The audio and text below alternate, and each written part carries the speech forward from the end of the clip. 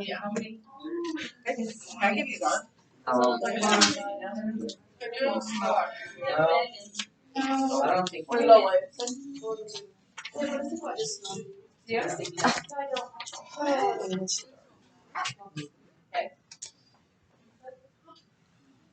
Have I told you this one where the zombies go on vacation? You're up. The Dead Sea. Oh wait, that's It's good for this class. It's a good vacation. Okay, so we're going to talk about lesson 21, the man born blind. And we're going to again see all kinds of misunderstanding in this this portion of John. And we've already seen that, right? Even in the last chapter, we saw that they misunderstood who Jesus was, who his father was, who their father was, and all kinds of things. And so at the end of that story, they attempt to stone him, but they can't because his hour has not yet come. And it says that Jesus hid himself. We don't know exactly what that means, but it does mean that they were unable to stone him. And we begin then in John 9:1, and I'm just going to read this first, and then we'll read more of it. As he passed by, he saw a man blind from birth. So we've seen that word "passed by" again. Anybody remember what I told you about that phrase "passed by"? It's the word that is used of God everywhere He has shown something or revealed something more. So if when the Lord passed by Moses, when Moses was in the cleft of the rock, He was showing Moses His word. And everywhere that we see that term "God passed by," He's revealing more of who He is. So I believe that John intentionally used that phrase because, again, this story, this healing is going to show us more of who Jesus is. These were written that you may believe that Jesus is Christ, the Son of God, and that by believing you may have life in His name. And so that's why John records it. So he sees this man blind from birth, and that also is important. And we're going to hear later that nowhere, that the blind man himself is going to say, nowhere has it been recorded that a man born blind received his sight. To be born blind was different than to lose your eyes. My mother had macular degeneration, and she lost most of her eyesight. And if Jesus would have healed someone like that, it wouldn't have been as unbelievable as a man born blind, because that was unheard of, and Jesus did that. So this verse ties together the events of chapter 8, John 8, into chapter 9. It's a bridge or a transition to this next story, this next healing. Now, this is sometime later. It's entirely possible, and your curriculum says it is, but it is entirely possible that this is like immediately, like the same day or the next day. We don't know how big the gap is, but he doesn't say after this. And usually when he says after this, there's a longer gap. So we don't know how long it was, but it could very well have been right after the events of chapter 8. Here's some things we learn about Jesus in this particular healing. We see his compassion. And then we see it of the disciples, we see in the curriculum's words, the simple-mindedness. Again, I think they don't understand. And I'm not sure they could understand. We see this miracle. And it is the simplicity of the miracle. And then we see the blind man, who not only was restored his physical sight, he also was given spiritual sight through this this healing. Now we'll move forward. As he passed by, meaning Jesus, he saw a man blind from birth, and his disciples asked him, Rabbi, who sinned, this man or his parents, that he was born blind? Jesus answered, it was not that this man sinned or his parents, but that the works of God might be displayed in him. We must work the works of him who sent me while it is day. Night is coming when no one can work. As long as I am in the world, I am the light of the world. Having said these things, he spit on the ground and made mud with the saliva. Then he anointed the man's eyes with the mud and said to him, go wash in the pool of Siloam, which means sent. Siloam means sent. So he went and washed and came back seeing. The neighbors and those who had seen him before as a beggar were saying, is this not the man who used to sit and beg? Some said, it is he. Others said, no, but he is like him, or he looks like him. He kept saying, I am the man. So they said to him, then how were your eyes opened? He answered, the man called Jesus made mud and anointed my eyes and said to me, go to Siloam and wash. So I went and washed and received my sight. They said to him, where is he? He said, I don't know. They brought to the Pharisees the man who had been blind. Now it was the Sabbath day when Jesus made the mud and opened his eyes. So the Pharisees again asked him how he had received his sight. And he said to them, he put mud on my eyes, and I washed, and I see. Some of the Pharisees said, this man is not from God, for he does not keep the Sabbath. But others said, how can a man who is a sinner do such signs?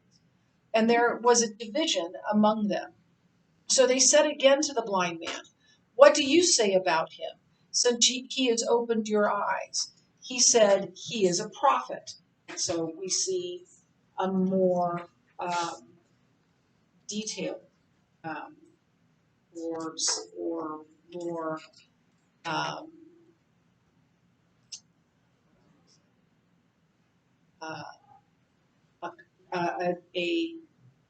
a name that is closer to faith. Gentlemen in the back, pay attention up here, not to each other.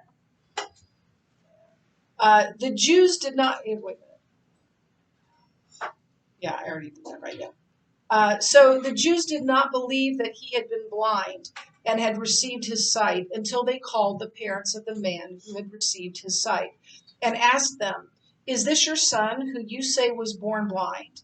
How then does he now see? His parents answered, we know that this is our son and that he was born blind, but how he now sees we do not know, nor do we know who opened his eyes.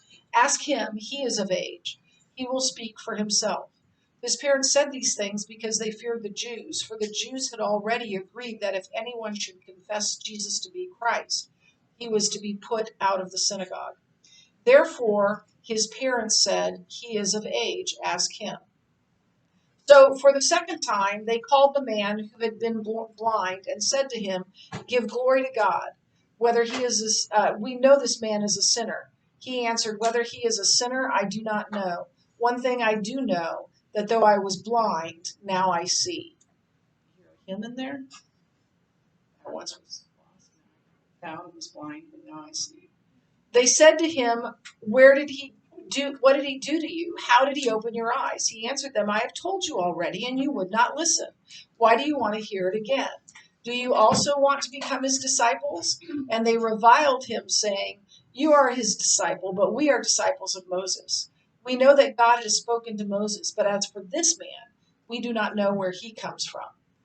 The man answered, why, this is an amazing thing. You do not know where he comes from, and yet he opened my eyes. We know that God does not listen to sinners, but if anyone is a worshiper of God and does his will, God listens to him. Never since the world began has it been heard that anyone opened the eyes of a man born blind.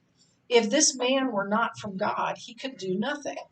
They answered him, you were born in utter sin, and would you teach us? And they cast him out. Jesus heard, do you have a pass? Jesus heard they had cast him out, and having found him, he said, do you believe in the Son of Man? Jesus answered, He who is, who he is he, sir, that I may believe in him? Jesus said to him, You have seen him, and it is he who is speaking to you. He said, Lord, I believe, and he worshipped him. Jesus said, For judgment I came into this world, that those who do not see may see, and those who see may become blind. Some of the Pharisees near him heard these things and said to him, Are we also blind? Jesus said to them, If you were blind, you would have no guilt. But now that you say you see, now that you say we see, your guilt remains. So that's the entire passage. We're going to go over it bit by bit, and beginning with verse 1. As he passed by, he saw a man blind from birth. And we see a few lessons from this story. I'm not sure they're the most important lessons we can see from the story, but we can see these are true nonetheless. We see the compassion of Christ. And we see that Jesus was never too busy to win someone to himself. He was never too busy to show compassion to someone else. And then we see that he is more concerned with the welfare of others than his own welfare. He is more concerned to take care of other people than to get what he wants. We're to be about these same things. And then thirdly, and I think this is the most important of the three, that Christ notices the outcasts of our society, the ones whom the typical person. And we need to be like Jesus. We should be like Jesus in these areas. And these things about Jesus should cause us to be even more devoted to him. Often we get busy. I understand busy. And we allow our schedules to dictate our actions, our timeline.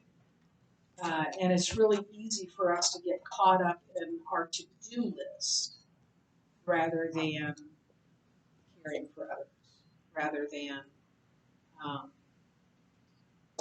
taking care of the least of these gentlemen. And so we can get more caught up in, for me, I got to do grading. I got to catch up on grading. I've got a basketball game. I'm not going to be able to grade today. And Shelly's coming. She's staying with me, and and all that stuff. And what really matters are the people around me,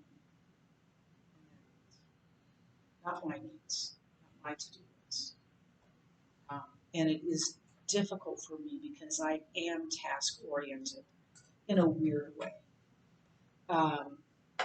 But it is really hard for me to drop everything and say, this is what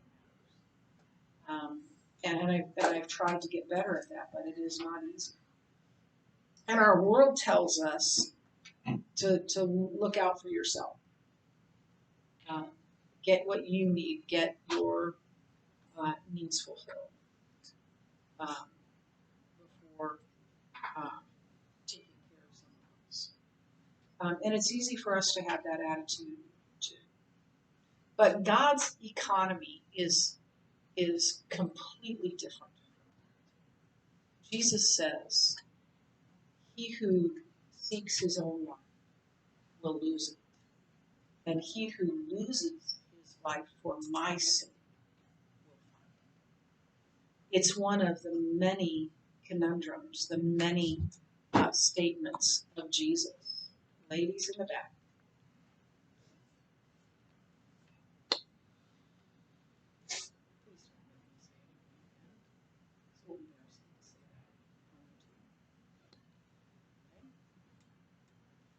So God's economy is a paradox. It is not what you would expect.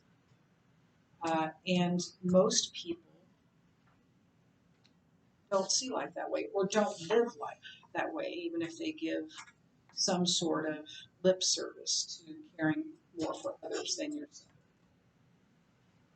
Sometimes we look down on others and we make assumptions about why they are the way they are. You can look down on the poor. Well, you just got to get a job.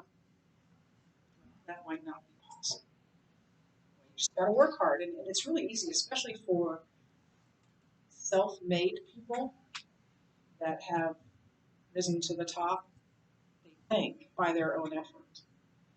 If they're honest, when they look back, they've had a lot of help.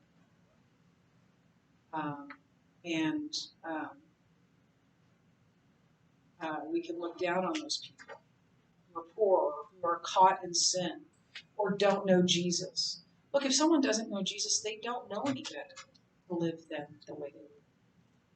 We should have compassion on them, and we should have a willingness to let them know there's a better way than that. Jesus never rejected. In fact, Jesus never rejected those kind of people who were those caught in sin. He never rejected them. Who did he reject?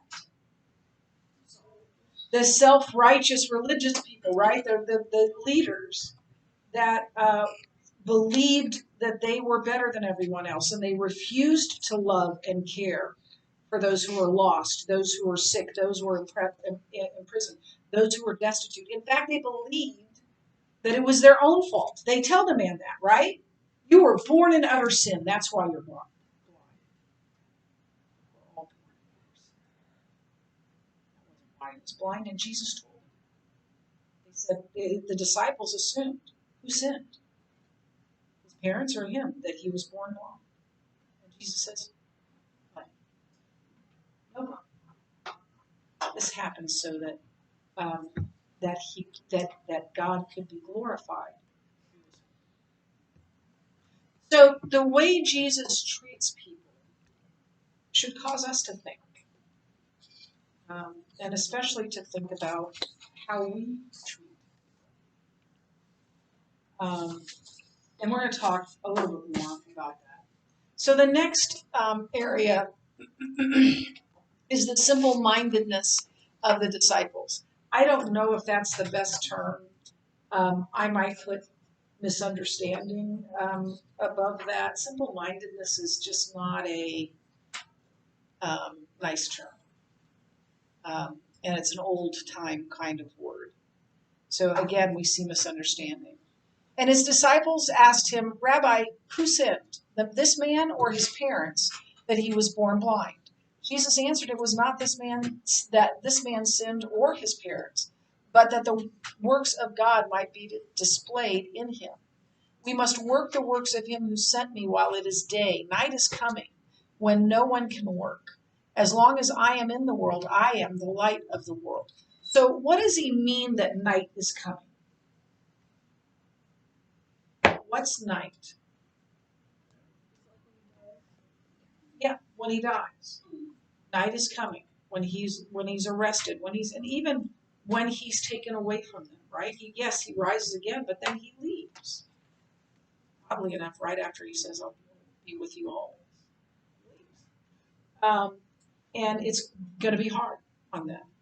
You know the story. You know what all of them suffered after he left. And he says, we've got to do this work now because I'm here.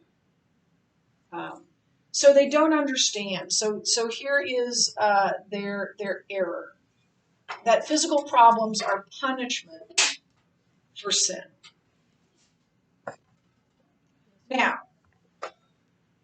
can we say that some hard things, some bad things come from sin. Yeah, look, if you're gonna have a 2-day a pack habit of smoking, don't blame God if you get lung cancer. That's not God's fault. I have a heart condition. I don't blame God. I did that myself. And that's not God's fault. There are so many people, though. This should be real, right? Did Levi sin? I mean, he did. That and I think that whole thing, and I know a lot of you were there, and everyone was touched by how many high school students. But then God might be glorified. Was God glorified? And I'm telling you right now, if he could come down and see us right now, he'd say, I don't want to be back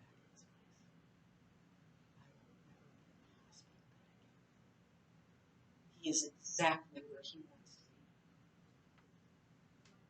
be. Now, it's hard on everyone who's left behind. But I can't imagine a 10-year-old displaying the glory of God any better, any more powerfully than Levi did. Now, I have a lot of other people I could mention, but this one is so real to us. I think we can see it. So it was not a punishment for this man. And then the truth that physical ailments allow God to manifest his glory. Jesus answered them, it was not that this man sinned or his parents, but that the works of God might be displayed. And that is true. Look, nobody wants to sign up for the class Suffering 101. Nobody says, give me the one where my kid has a heart condition, right? No one signs up for that. Nobody wants that. But the truth is that God can and will use trials and difficulties and illnesses, not only for his own glory, but for our benefit. My sister, my older sister, who is my primary mentor in life, years and years ago when her kids were their house burned to the ground, except for the chimney that caused a crack in the chimney.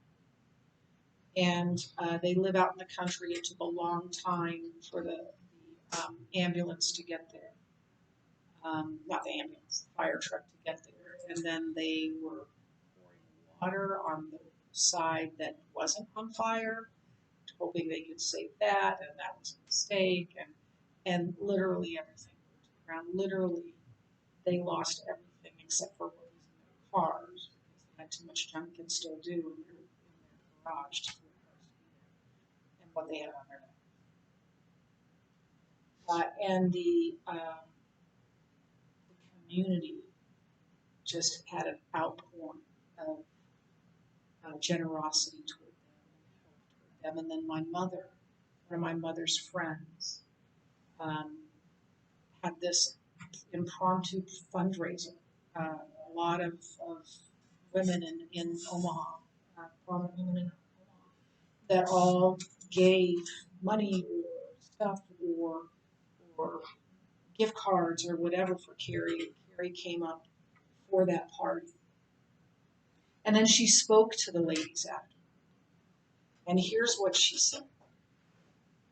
God has blessed us, not in spite of, but because.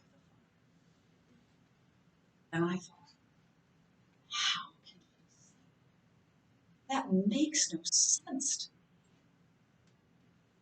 I get it more. I've been through more.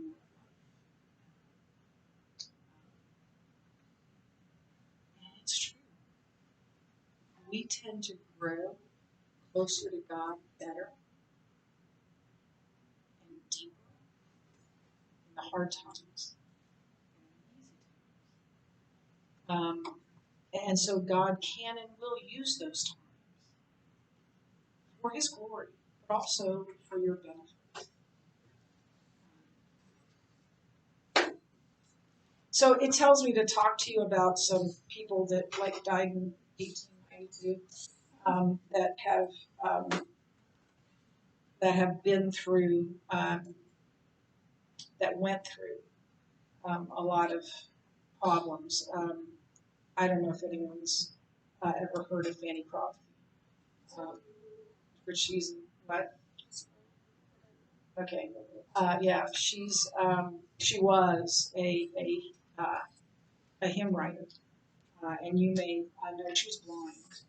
I think she went blind um, at a very young age, if I remember correctly. You probably remember or know some of these hymns. Blessed assurance, Jesus is mine. Oh, for a taste of glory, I tell me the story of Jesus. I love to hear. And to God be the glory.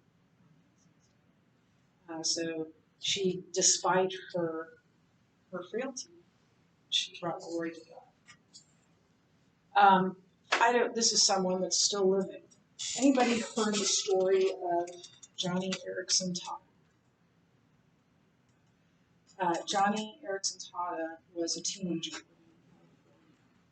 when she went to the beach, and she had done hundreds, maybe thousands of times, and dove into the ocean. She had done hundreds, maybe thousands of times, and her head hit something, and she was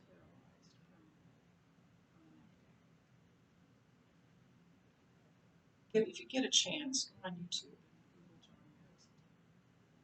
I remember seeing her speak live, and it was so powerful. Not the talk. I mean, I don't remember what she said. Her presence. She had her mechanical wheelchair up the ramp, and I began to bawl at just her and what she's been through, and the ministry that she has all over the world. She gets wheelchairs to people in Africa who need wheelchairs. They don't have wheelchairs in Africa, in the bush, which is personal to me because one of the people I met on my first trip, he's since passed away, was a little boy named Steve. And Stephen had a bad accident and he didn't have use of his legs. And he had this little cart that didn't work very well that they had made with a bicycle chain, and he had these pedals that he could pedal, but he couldn't get very far. And someone eventually gave him a rice. Stephen loved Jesus despite what happened. I have a dear friend named Angela. And Angela has two boys. One's a doctor and one's in finance. She has a 20-year-old. We were in MOPS together. 20-year-old daughter named Olivia. They found out when Olivia was in utero that she had spina bifida. Spina bifida is a condition where the skin doesn't completely fold over the spinal cord. She had surgery in utero, but it caused some cognitive problems. Here's the thing that's true about Olivia. She is perfect. She is exactly as God made her. And she has touched more people for Jesus. She's nonverbal. She has touched more people for Jesus than God can and will use probably the dark things in our lives, the difficult things in our lives more in us and in others. economy is a lot. That's it for today. Let's